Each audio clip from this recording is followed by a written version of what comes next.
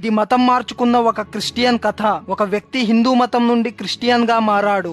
రోజు టిఫిన్ చేస్తున్న హోటల్ దగ్గర ఒక రోజు తినకుండా వెళ్తుంటే హోటల్ యజమాని ఈ రోజు టిఫిన్ చెయ్యవా అని అడిగాడు. లేదు, నేను పక్క హోటల్లో చేస్తాను, ఎందుకంటే మీరు రోజు చేసే చట్నీకి కొబ్బరిని గుడి దగ్గర కొట్టిన కొబ్బరి చిప్పలతో చేస్తారు అన్నాడు. సరే అనుకుందాం. వీడు రోజు లేచి తాగే పాల ప్యాకెట్లు కంపెనీ హిందువుది, అయినా తాగుతాడు. ఎందుకంటే కాఫీ లేక ఉండలేడు కాబట్టి. రోజు అన్నం తినే ఆహార ధాన్యాలను ముందుగా రైతులు ఆ పంటకు పూజతో ప్రారంభిస్తారు, అయినా అన్నం తింటాడు. ఎందుకంటే ఆకలితో ఉండలేడు కాబట్టి. ఇతను రోజు వెళ్లే పనికి ఇతని యజమాని దేవుడు పూజతో ప్రారంభిస్తాడు, అయినా అక్కడే పనిచేస్తాడు. ఎందుకంటే డబ్బులు కావాలి కాబట్టి. కొబ్బరి చిప్పలు గుడిలో కొట్టినవి అని లాజిక్ ను వెతికిన ఇతను మరే దాంట్లోనూ వెతకలేదు, ఎందుకంటే వెతికితే బ్రతకలేడు కాబట్టి.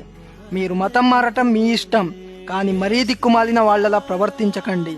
మీకే మతం మారిన హిందువులారా, గొర్రె బిడ్డల్లారా. హరే రామ హరే కృష్ణ.